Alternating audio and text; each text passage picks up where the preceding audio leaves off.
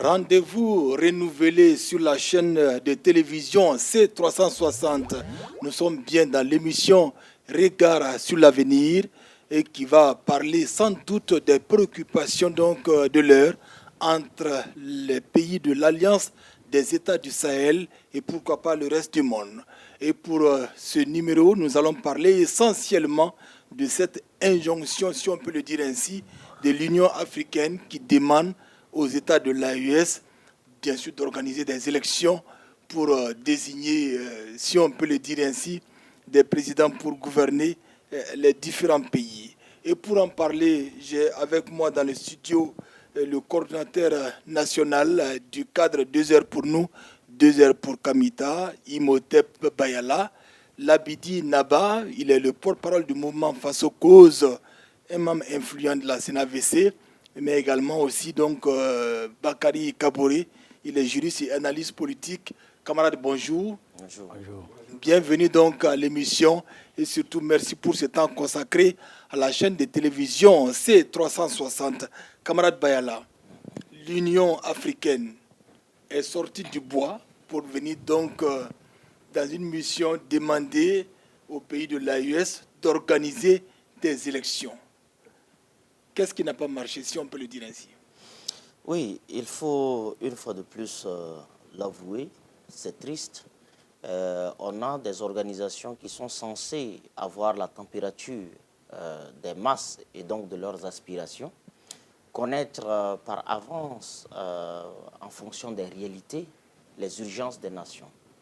L'Union africaine vient de trahir sa propre capacité de projection et révéler en Mondovision qu'elle est une organisation pistonnée par des intérêts étrangers aux intérêts africains, qu'elle est une organisation vassale, marionnette, qui met en avance les intérêts et les désirs du marionnettiste que le bien-être des populations africaines. Comment se fait-il que dans cette crise fatale, tragique, qui menace l'effacement de l'homme noir, parce que si vous constatez très bien, nous sommes en train d'être pris en sandwich par un processus de blanchiment racial du continent. C'est un enjeu mortel et fatal. Au fait, les consciences complaisantes ne peuvent pas comprendre ce que je suis en train de dire en ce moment. Il faut poser la question, que reste-t-il du gène noir au Botswana, en Namibie? La Namibie qui est environ 800 000 km², sinon 900 000 environ, avec moins de 3 millions de Noirs. Qui sont les propriétaires terriens en Namibie, en Angola? Ça ne nous dit rien. Le processus de libanisation aiguë et avancée en Côte d'Ivoire. Aujourd'hui, ils sont en train d'être dépossédés de leurs terres. Je ne le souhaite pas. Mais Israël risque de prendre le contrôle absolu du Liban. Et pendant ce temps, il y a un processus légalisé et institutionnalisé d'importation de Libanais en Côte d'Ivoire. Et de l'autre côté, il y a un Soudan entier, noir, qui est devenu un Soudan arabisé, blanc. Il y a une Tunisie noire et il y a une Tunisie blanche qui est devenue une Tunisie blanche. Et ces réalités atroces, même le roi Hassan II du Maroc, la chance que nous avons, c'est que son grand-père était noir. Comment se fait-il que, aujourd'hui, dans tout le processus, on a réussi le blanchiment? Est-ce que quand vous regardez l'Algérie, vous avez l'impression qu'il y a des Noirs en Algérie? Les Kabylies. La Mauritanie est en train de réussir son processus d'extinction des Noirs avec l'esclavage en cours. Et donc, quand vous regardez les deux extrêmes, on est en train de nous mettre au milieu, de nous ensardiner et procéder à notre élimination. C'est dans ce contexte de survie et de menaces graves que surgit le courage de Lion, du camarade président général d'armée Assimi Goïta, du camarade président Ibrahim Traoré au Burkina Faso et du camarade président Abdraman Tiani. C'est un combat de survie parce que l'ennemi a décidé de venir à visage découvert avec des chars Puma pour attaquer. Regardez le contexte dans lequel l'Union africaine s'est permise le culot de se moquer de notre survie pour venir nous inviter à des urnes. Alors que Anéfis venait encore fraîchement d'être libéré par l'héroïsme des Maliens. Les corps calcinés et fumants des Maliens. Kidal est encore sous blocus. Gao a été attaqué. Le Burkina Faso venait d'échouer une attaque coordonnée planifiée de 5 zones stratégiques. L'Union africaine semble être une coalition d'hommes et de femmes déracinés, irresponsables, qui vouent aux gémonies la souffrance, les menaces qui guettent ce continent et qui semblent se préoccuper de faits cosmétiques, qui semblent être plus enclins au désidérata du colonialisme sauvage et barbare occidental, qui lui met en ordre et qui lui donne des agendas à faire accomplir. Mais l'Union africaine se trompe de client. Il s'agit de l'AES qui a choisi de façon audacieuse et sacrificielle un chemin pour lequel il paye le prix et il continue de le payer. Ce que nous attendons de l'Union africaine, c'est la mobilisation de tous les Africains armés avec des moyens militaires et logistiques pour venir nous aider à déguerpir les mercenaires français, ukrainiens qui attaquent le Sahel. On n'attend pas l'Union africaine avec des slogans pauvres et creux, vaniteux et infantilisants de nature à se moquer de la misère du peuple africain qui lui est imposée par un dictat colonial. Ce n'est plus un secret de polichinelle. L'Union africaine sait que l'Ukraine appuie en renseignement, en instruction et en armement direct par les garanties de l'OTAN qui fournit les armes. Ce n'est plus un secret de polichinelle. L'UA sait les accusations que nous portons contre la France et les preuves saisissantes que nous avons. Nous attendons que l'Union africaine prenne position aux côtés du Mali, du Niger et du Burkina sur ces faits.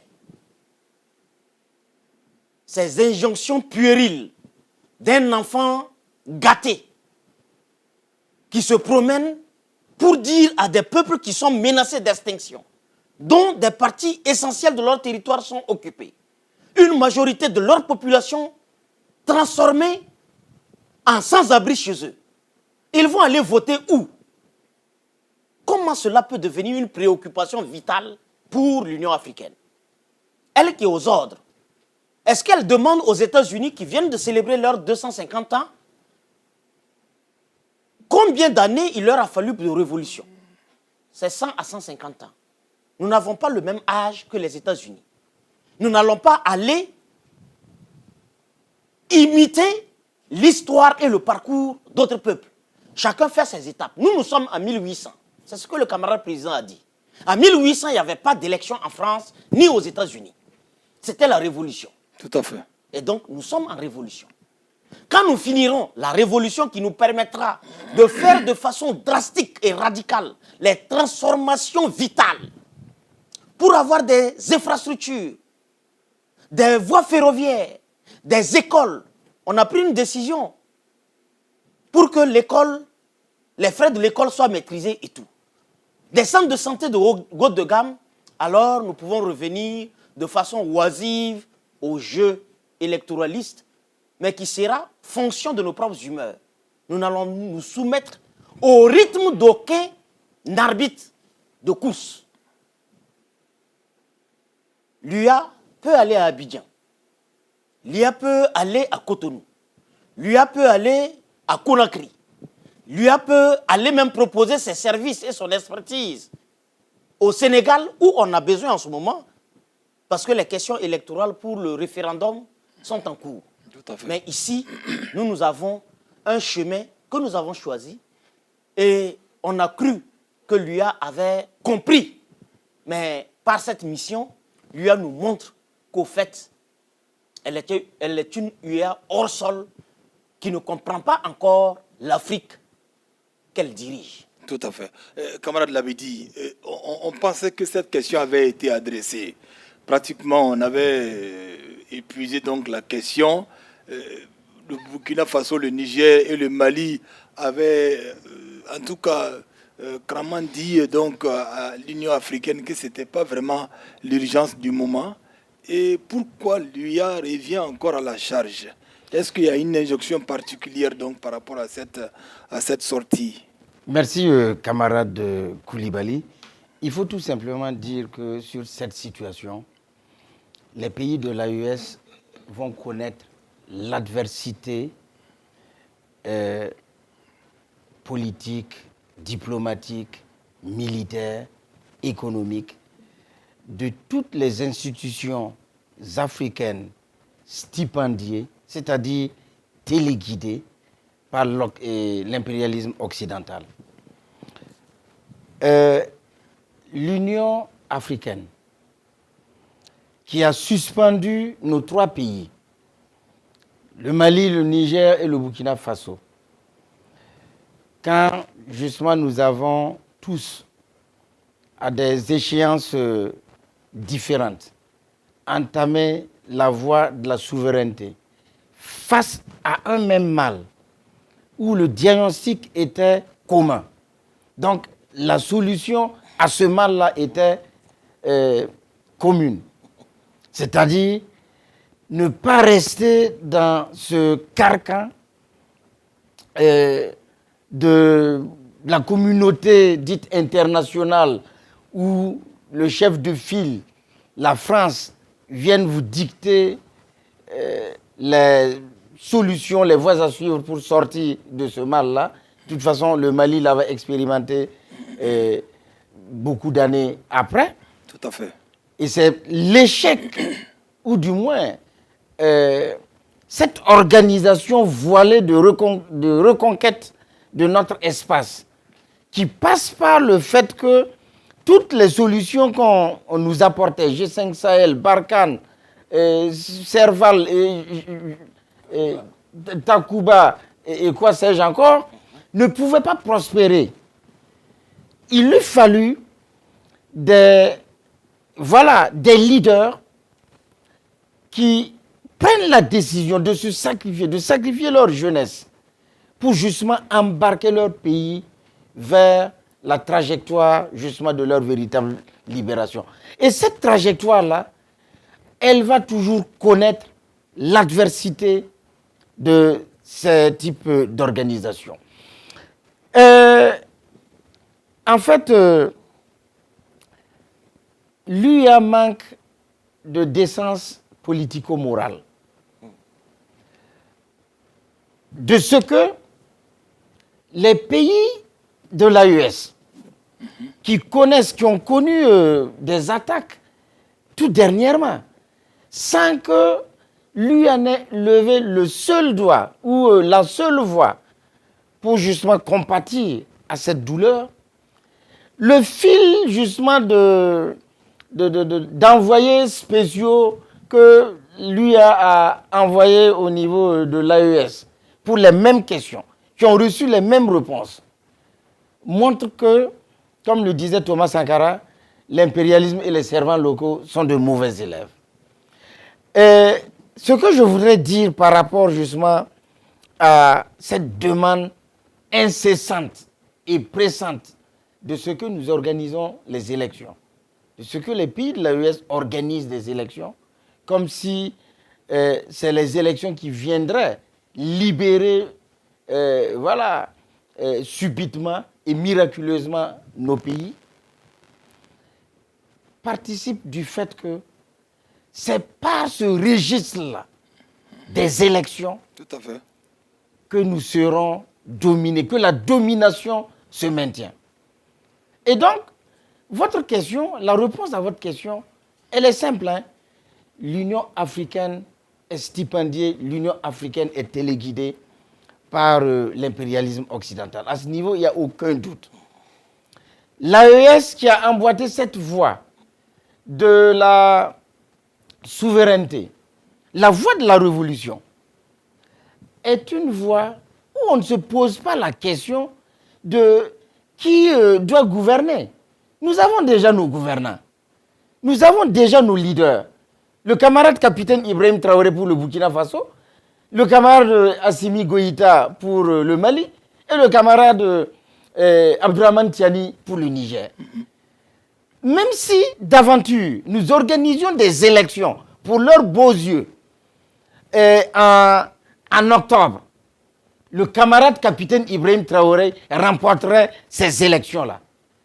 Mais le fait est que nous n'avons pas besoin d'élections pour choisir notre leader. Nous avons déjà notre leader. Nous sommes conscients de ce qu'il y a des préalables à bâtir avant toute forme d'imagination, de réflexion sur l'alternance au sommet de l'État. Et ces urgences à bâtir là, c'est quoi? C'est d'abord l'éducation. Aujourd'hui, quand on parle des questions électorales, mais on fait des élections avec quelle population? Une population à 90% analphabète. C'est-à-dire, même quand elle sait lire et écrire, elle ne comprend pas le jeu politique, le jeu du mécanisme du droit, voilà, disons, du droit démocratique. Et c'est ce bétail-là, en tout temps et en tout lieu en Afrique, c'est ce bétail-là, formaté et téléguidé par des politiciens aussi, voilà, à propos, qui élisent, voilà, les présidents. Et les présidents sont élus avec le dixième de la population. Le dixième de la population élise les présidents en Afrique. Comment, quand on parle de démocratie, on peut croire à une telle aberration? La démocratie qui se passe ailleurs, là, mais tous ceux qui sont en âge de voter partent voter. Et c'est en ce moment que la légitimité et la légalité sont accordées justement au président élu. Aujourd'hui, nous avons cette légitimité et cette légalité-là dans le cœur et dans la mobilisation de nos populations.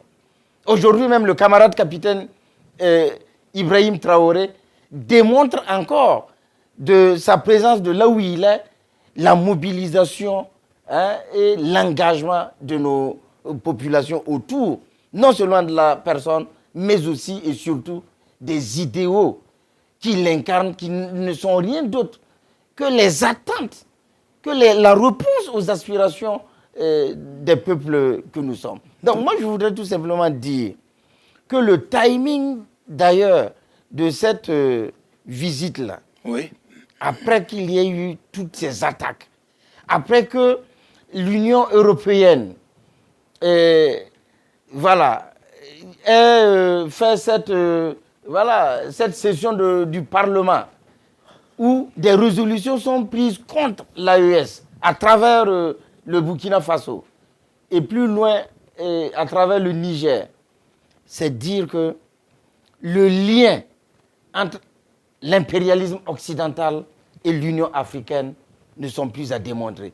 Et si l'Union européenne persiste dans dans ce rôle adénique de jouer le jeu de l'impérialisme international, qu'elle sache qu'avant elle, l'AES a quitté des institutions internationales.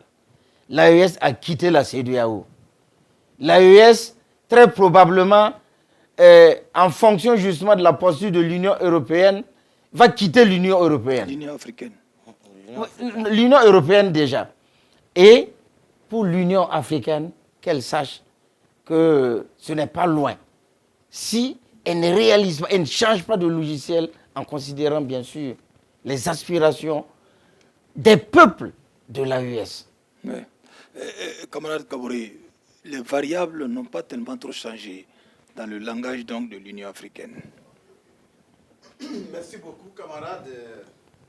Alors, donc, à la suite de mes deux prédécesseurs, je vais encore dire, mais ajouter que il n'y a pas de... Il n'y a rien de nouveau sous le soleil. On serait tenté de le dire comme ça. Et il faut comprendre qu'effectivement, par rapport à cette cabale diplomatique, hein, on a l'habitude d'entendre cabale médiatique. Aujourd'hui, je crois qu'il faut parler de cabale diplomatique. Alors, ce balai diplomatique, c'est ce qu'on devait employer en principe. Mais vous voyez, il y a tout de suite. J'ai souvent parlé de l'ensemble des éléments du puzzle pour comprendre effectivement les situations qui sont assez précises. Premièrement, moi j'ai parlé de... vous allez voir la visite d'un haut responsable américain est venu dans l'AES en passant par le Mali en disant que c'était pour venir renouer les relations pour que dans le domaine de la lutte contre l'insécurité, contre le terrorisme, alors les États-Unis sont prêts à accompagner. C'était Nick Checker. Nous en avons parlé ici, sur ce plateau. Tout à fait. Et après, il y a effectivement la CEDEAO qui est venue avec un diplomate chevronné. Vous vous rappelez très bien, nous avons parlé de lui ici.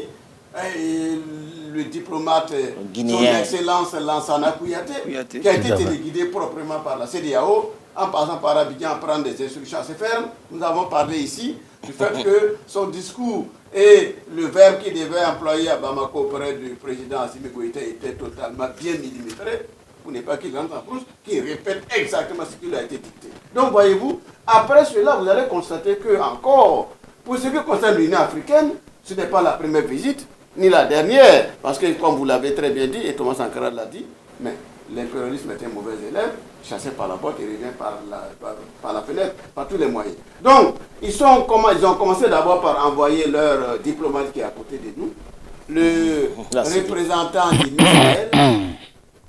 Il est venu, M. Tangara, son Excellence Tangara, il est venu, Dr Tangara, il est venu, il a fait le tour, il a regardé, il a apprécié. Effectivement, c'est un pion, enfin c'est un diplomate de l'Union africaine qui est à côté, auprès du Sahel, du Mali et du Sahel, et effectivement qui accompagne. Il est venu, il a fait le tour, il est reparti.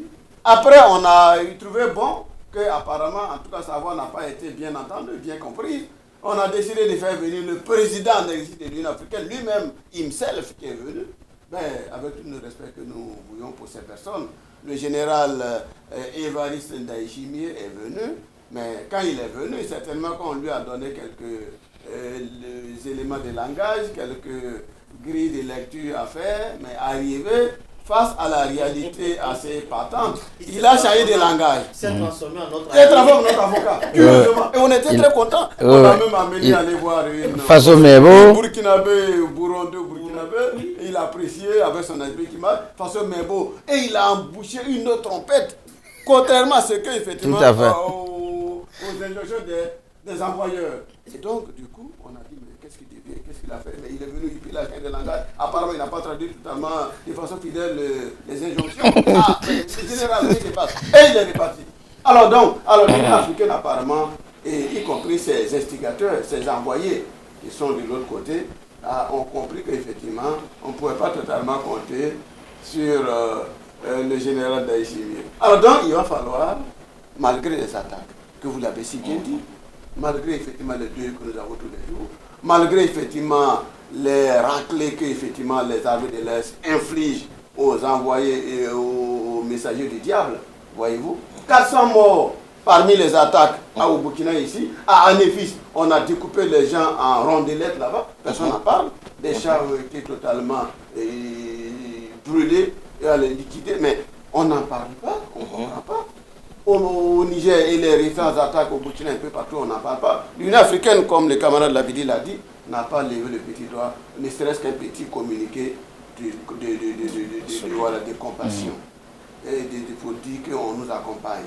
La première chose dans ces conditions était de voir comment le côté sécurité devait être réglé, même porté des bouts de bras à bout de bras par l'Union africaine, pour que les membres, comme ils nous appellent, comme étant les membres, écoutez, nous sommes membres de l'Union africaine, venez à notre chevet. Non, ce n'est pas le cas. Alors, ce qu'on peut dire, c'est de venir dire, écoutez, il va falloir mettre en place une feuille de route pour aller vers le retour à l'ordre constitutionnel normal. Voyez-vous, c'est des propos qui ont été totalement bien dits à Bamako. Mais arrivé à Ouaga, l'envoyé de l'Union africaine, son Excellence Youssoufou, Mahamadou Youssouf, c'est un diplomate et homme politique djiboutien, très chevronné, mais à Ouaga, apparemment, il marchait comme s'il marchait sur des œufs. Il n'a pas répété les mêmes propos comme à Bamako, comme quoi il va falloir retourner l'ordre constitutionnel normal. Je crois qu'il a tiré les leçons du passage du général Daïchimi. Mais ce qui est important à dire dans tout ça, il faut comprendre que, comme camarade Baïla l'a dit, nous sommes dans une période où nous ne sommes pas logés à la même enseigne.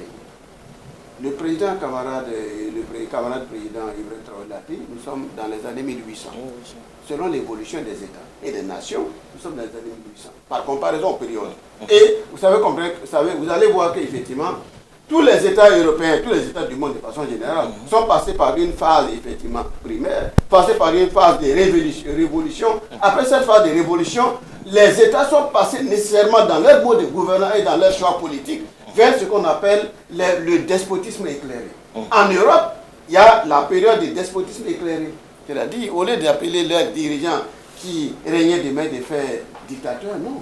Ils ont trouvé le mot qui est très charmant en disant que c'était des dictateurs, mais c'était des despotes éclairés. Donc, c'était la phase du despotisme éclairé en Europe qui a été acceptée. Aujourd'hui, en Ukraine, on ne parle pas du retour aux élections ni au retour à l'ordre constitutionnel normal. Parce qu'on comprend, Macron l'a dit ouvertement et clairement, que non, il s'agit d'une période qui est marquée par l'insécurité, par la guerre. Il n'est pas possible d'organiser des élections. Nous avons une situation similaire. Pourquoi voulez-vous que nous, forcément, nous ayons droit rapidement aux élections? Donc, voyez-vous, c'est un schéma, c'est un discours qui est un peu biaisé et qui cache beaucoup d'intentions assez malsaines pour les États de l'AES. Donc, nous pensons que la visite du diplomate africain, de l'Union africaine, n'est pas pour venir chanter les louanges, effectivement, de ce que nous faisons, mais c'est de venir tenter de perpétuer un ordre qui est capable de pouvoir respecter les injonctions de ce que les investigateurs ont dit. Vous savez très bien que le président Macron, ceux qui déterminent et qui tiennent la politique européenne et qui soutiennent l'Union africaine par tous les moyens, y compris par les finances, et il a dit clairement, dans un discours assez clair et précis, et ça veut dire tout, ça vaut son pesant d'or, il dit, je vais le citer de façon précise, la France doit être militairement présente en Afrique, y compris par la force. Il vient de le dire très, très récemment. Et si elle veut demeurer une grande puissance des Nations Unies, vous savez très bien qu'il l'a dit plusieurs fois, mais le fait de les répéter, y compris par la force, c'est-à-dire les mercenaires, tout le monde doit comprendre, les sceptiques et ceux qui n'avaient rien compris peuvent déjà comprendre, alors leur capacité à envoyer les mercenaires est liquidée. S'ils échouent, ils vont passer par la voie diplomatique. S'ils échouent, en tout cas on attend encore la trouvaille qu'ils vont trouver, mais dans tous les cas nous attendons les pieds fermes. Ça fait partie des manifestations des divers noirs dont a parlé le président du passé. Camarade Baïla, ce qui est désolant dans ces approches donc, de l'Union africaine, c'est qu'on fait pratiquement les mêmes choses et on s'attend à des résultats différents. Oui, c'est le propre des élites émasculées qui ont été castrées. Vous savez, la castration, ce n'est pas seulement la biologie reproductive comme on le connaît. Chacun de nous sait à quoi renvoie la castration. La castration d'un bouc, d'un porc et tout le reste. Mais il y a la castration mentale et spirituelle. C'est-à-dire, par le fait colonial, on est arrivé à faire avaler à l'homme noir ce qu'on ne peut même pas imposer à un Chinois anormal. Et ça, on l'a implanté comme un baobab qui a pris en otage l'esprit de l'élite noire. C'est-à-dire l'élite noire, plus elle est graduée de certificats coloniaux, thèse, doctorat, tout ce que vous voulez. Moi, j'ai fait une thèse, j'ai pas de complexe vis-à-vis de ça. C'est d'ailleurs les illettrés, en connaissance endogène, qui se gargarisent de ces certificats-là. Et plus vous êtes gradué, plus votre capacité de soumission est extraordinaire. Votre impuissance intellectuelle, votre incapacité à comprendre la gravité de la situation dans laquelle vous êtes est complètement explosive. Sinon, comment l'Union africaine, sinon la somme des élites, il a fait une généalogie des différents émissaires qui sont venus. Et les mêmes sont venus avec les mêmes éléments de langage pour les mêmes objectifs. L'ordre constitutionnel est la finalité. Je te demande, mais est-ce que les élites africaines ne croient pas plus à l'ordre constitutionnel qu'à Dieu lui-même? L'ordre constitutionnel. C'est une dogmatie. C'est-à-dire que je pense que ça bat tous les records des évangélisateurs et autres qui tentent par la dogmatique de faire répéter aux croyants la même chose en croyant que ça va changer, même quand la situation reste intacte. On fait répéter aux mêmes la même chose, ordre constitutionnel, ordre constitutionnel. Je te demande, mais c'est quoi ce fétichisme stérile, infécond? Si l'ordre constitutionnel produisait des miracles, pourquoi les nations qui nous le recommandent le piétinent? Pourquoi ils l'écrasent chez eux et contre leur peuple? C'est subitement qu'ils sont tombés amoureux de l'ordre constitutionnel. Tout à fait. Et par quelle unité de mesure leur ordre constitutionnel est supérieur au nôtre? Parce que le camarade président est allé prêter serment. Ce n'est pas devant des menuisiers. C'est devant des juges constitutionnels qui ratifient le processus et le principe qu'il est reconnu. Il est le garant de la nation. Et il jure veiller sur ses populations, ses territoires et ses biens. Il n'a pas prêté serment devant je ne sais quel autre qualificatif. Mais pour ces élites africaines complètement soumises, alors l'ordre constitutionnel du Burkina doit avoir les mêmes caractéristiques que l'ordre constitutionnel à Paris. Et quand nous n'avons pas les mêmes caractéristiques que l'ordre constitutionnel que les autres veulent nous imposer, alors elles continuent de courir partout et dans tous les sens. On fait venir la CEDEAO, on fait venir l'UA, on fait venir des émissaires spéciaux, et tous répètent la même chose. C'est de la propagande. Et à force de répétition, vous finissez vous-même, si vous n'avez pas de personnalité, vous allez finir vous-même par douter de vos propres choix politiques, de vos propres critères de validation. Moi, je n'ai jamais vu l'Union européenne se déplacer en Arabie Saoudite et évoquer des questions d'ordre constitutionnel. Vous avez vu des organisations dites internationales entre griffes se promener en Chine avec, non pas pour discuter sur le nucléaire, discuter sur la technologie, discuter sur les droits et taxes, pour aller parler d'ordre constitutionnel. Vous les avez vus aller parler de droits de femmes, de droits d'enfants. C'est chez nous qu'on a ce qu'on appelle la diplomatie de l'infantilisation. La diplomatie de l'infantilisation qui consiste, comme le dit l'un de mes pères spirituels et intellectuels, Théophile Obenga le géant, qui consiste à envoyer des assistants techniques parce qu'on n'est pas très sûr de la capacité intellectuelle des Africains à s'administrer eux-mêmes.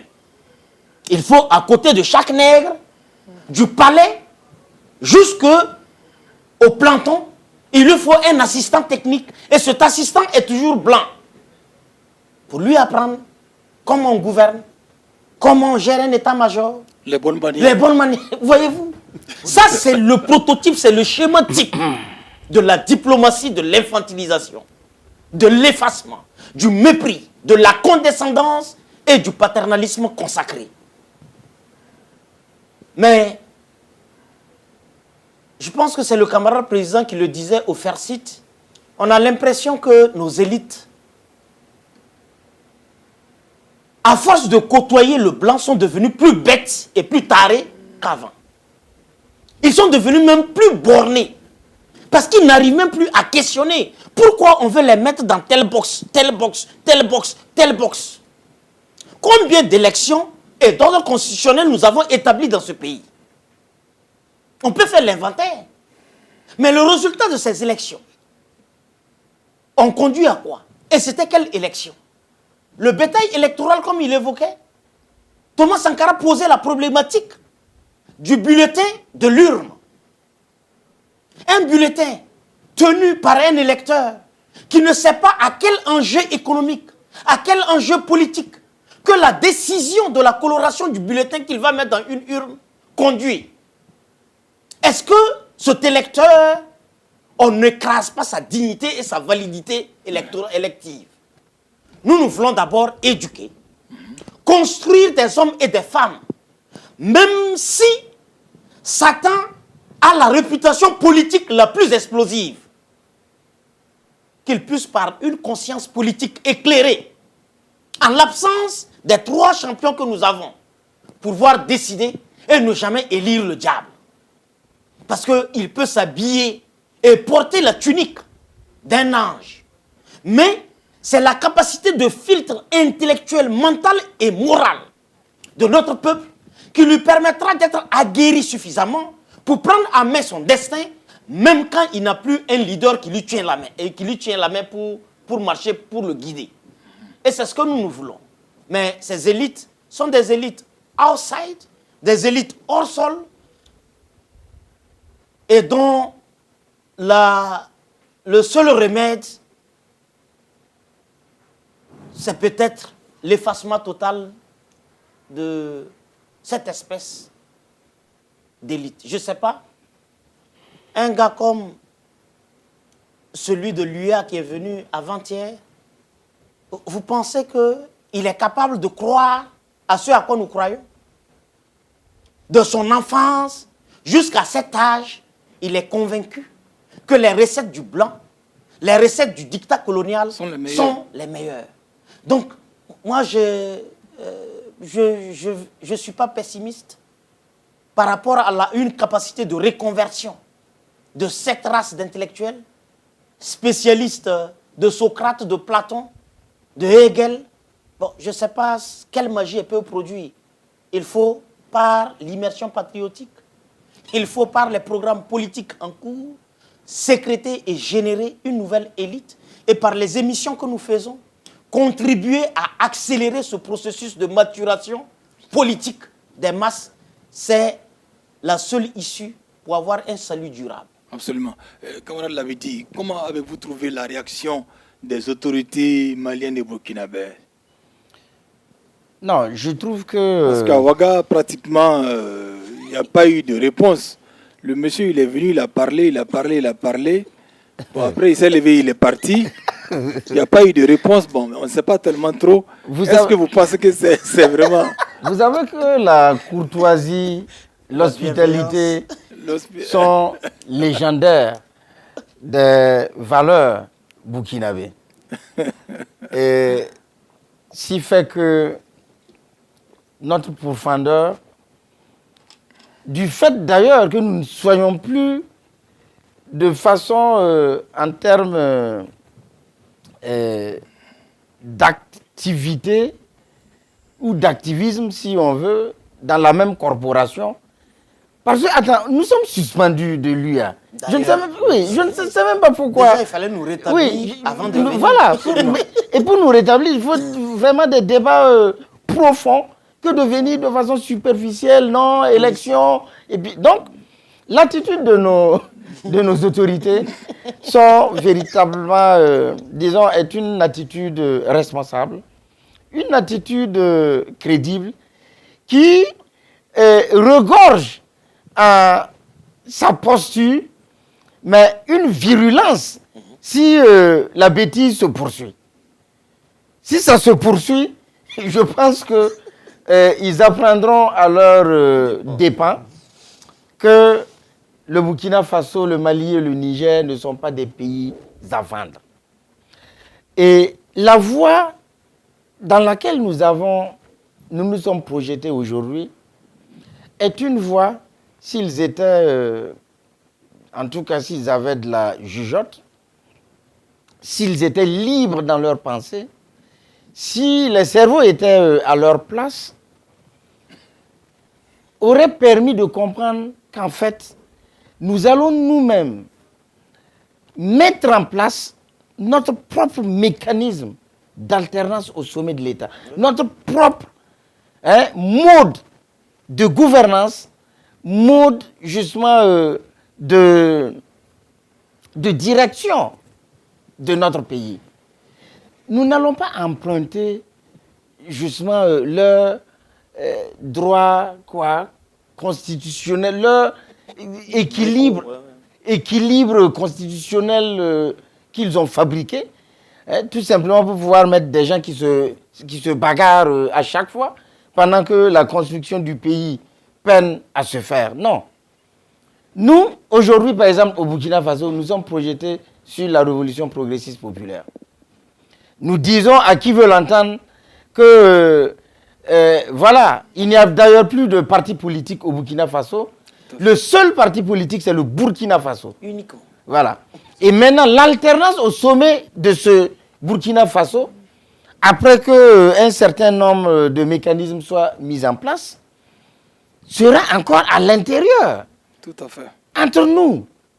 Ce n'est pas de dépenser des milliards pour justement des OSC, des milliards pour des observateurs venus de l'extérieur, qui en général n'attendent que le soir de ces élections-là pour emboucher la même trompette. Non, écoutez, les élections se sont passées, c'est des élections crédibles, il n'y a pas eu d'échauffourée, même quand il y en a eu, et ils valident encore le même pantin au sommet de l'État. Ça, c'est terminé dans notre espace. C'est pourquoi nous voulons encore inviter le Mali et le Niger à proclamer la révolution. Oui. Parce que quand on proclame une révolution, là, ce n'est pas une dynamique qui a une fin. C'est une dynamique où seuls des révolutionnaires doivent être au sommet de l'État. Point barre. On n'organise pas des élections où, justement, un parvenu, voilà, bardé et en tout cas gavé de tout ce qu'il y a, de l'impérialisme, voilà, de l'impérialisme international, avec leur expérience dans ce registre-là, arrive à le propulser au sommet de l'État. Et après, ils vendent tout ce que nous avons construit. Oui. Ils vendent nos espoirs, nos espérances, et voilà, ils vendent le pays. Oui. Ça, c'est terminé. Nous savons qu'est-ce que nous devons faire dans ce pays-là. Si Thomas Sankara vivait toujours, il aurait eu encore la force, puisque la vitalité de l'homme, oui, tout le monde le connaissait, il aurait encore eu la force pour diriger le Burkina Faso révolutionnaire. Exactement. Mais qu'est-ce que vous nous voulez? Ibrahim Traoré est jeune. Il a toutes les capacités et justement le patriotisme nécessaire pour encore 100 ans. Nous ne parlons pas d'élection, mais il faut qu'ils le comprennent. C'est tout simplement dit que c'est vrai, ils n'apprennent pas de leurs échecs, parce qu'il y a toujours un maître derrière qui les relève, qui les biberonne et qui les oriente sur ce qu'ils doivent faire, sur leur pays frère. Il faut tout simplement dire que si ça se poursuit, ça sera véritablement la rupture totale, et afin que nos pays puissent, dans une certaine quiétude, garantir leur construction véritable au profit des masses fondamentales. Camarade Kaboré, le président ivoirien, l'ancien président ivoirien disait, Laurent Gbagbo, quand on t'envoie, il faut savoir t'envoyer. J'ai l'impression que les diplomates africains, il a appris de ces différentes visites-là. Non seulement il a appris, mais Je crois qu'il a su s'envoyer. Parce qu'il y a des propos qu'il a évités, qu'il n'a pas dit. Voilà, on sent qu'il n'a pas tout dit. Au regard de la situation... Il a dit des choses à Bamako. Vous l'aviez dit. Vous l'avez dit au début. Ce qu'il a dit à Bamako, il ne l'a pas dit ici. Il n'a pas totalement dit ici. Ça veut dire qu'effectivement... Il a su s'envoyer. Il a su à un moment donné s'envoyer. Il a fait de l'auto-ajustement.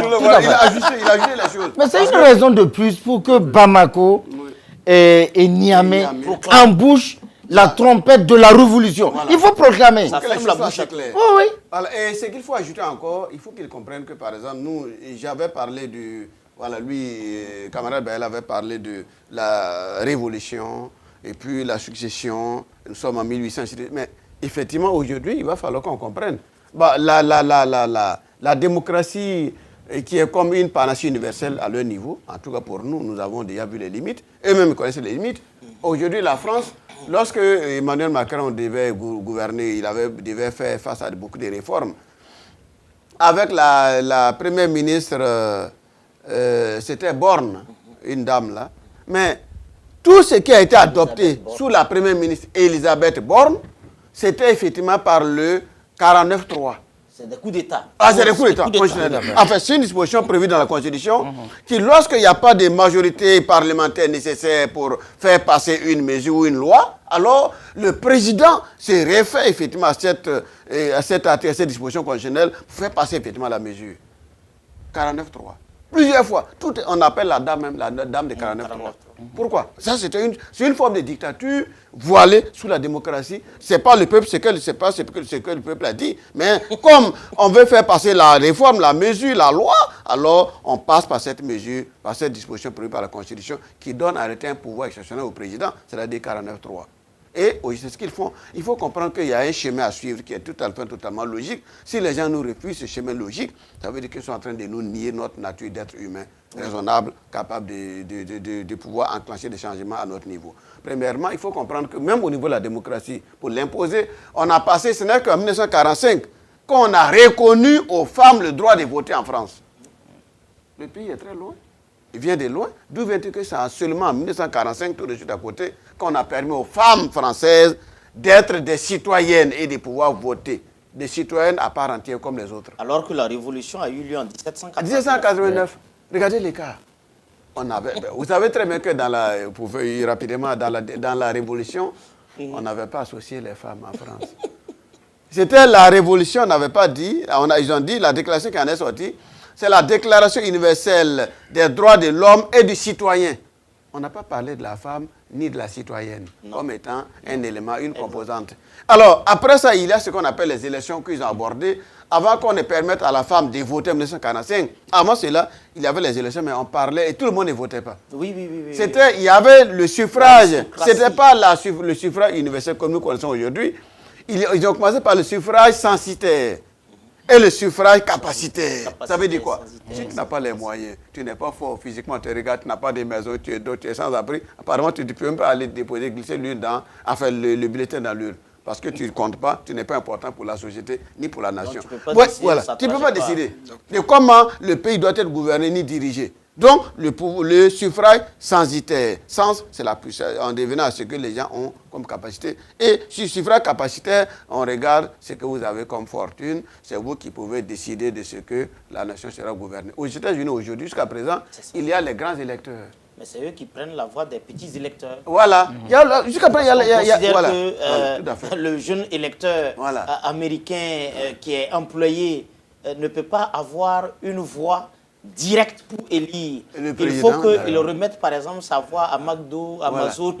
Et puis c'est ceux qui tiennent les leviers économiques, c'est eux. C'est toujours l'esprit du sous-peuple. Tout à fait. Du bas-peuple. Voilà, et des grands. C'est comme une représentation et c'est comme une manière de créer des échelons au niveau de la société. Pour dire tout le monde n'est pas logé à la même enseigne au regard de leurs capacités intellectuelles ou leur fortune ou leur origine ou leur famille. Tout le monde ne peut pas décider de la suite de comment le pays doit être gouverné. Voilà pourquoi aux États-Unis jusqu'au présent, il y a les grands électeurs et entre guillemets les petits électeurs. C'est ce qu'on ne dit pas. Mais en réalité, c'est la vérité. En Chine aussi, c'est la même chose. Il y a une personne, il y a un groupe de personnes qu'on élit, c'est eux qui sont décidés à la fin d'élire le président au niveau du Parti communiste chinois. Mais d'où vient-il qu'on veut nous nier, notre capacité à nous sécréter un mode de gouvernance, un type de gouvernement qui est adapté à nos réalités. Alors, ce balai diplomatique de l'Union africaine est en train d'emboucher la trompette, effectivement, ou du moins les injonctions de leurs envoyés qui sont assis de l'autre côté, n'est pas effectivement totalement bien réfléchi. En tout cas, ici, nous avons dépassé ce genre de comportement qui tend à ridiculiser l'être humain incapable, nous, l'être noir, incapable d'assumer ses propres choix politiques. D'accord. La semaine prochaine, donc, on va peut-être revenir sur les expulsés de l'Union européenne ici à Ouagadougou. Il y a eu 2 personnes déclarées persona non grata, car vous le savez, l'Union européenne, bien sûr, a décidé de passer souvent par des manières assez lugubres pour s'attaquer au Burkina Faso. Je pense que le gouvernement burkinabé a été on ne peut plus clair dans sa gestion du pouvoir et de sa diplomatie. On ne va plus donc laisser, bien sûr, certaines brebis galeuses, donc, bien sûr, marcher sur les pieds du Burkina Faso. On va en parler sûrement pour comprendre les enjeux donc, de ces expulsions, car je pense qu'après Barbara Manzi, on devrait quand même apprendre donc, la leçon. Mais malheureusement, la leçon n'a pas été bien comprise avec ces expulsions. Je pense que il faut intensifier les sanctions. Absolument, il faut intensifier, il faut maximiser donc davantage pour que donc la leçon soit bien comprise. Et sans doute, on aura d'autres sujets à discuter au cours de cette émission. Portez-vous bien.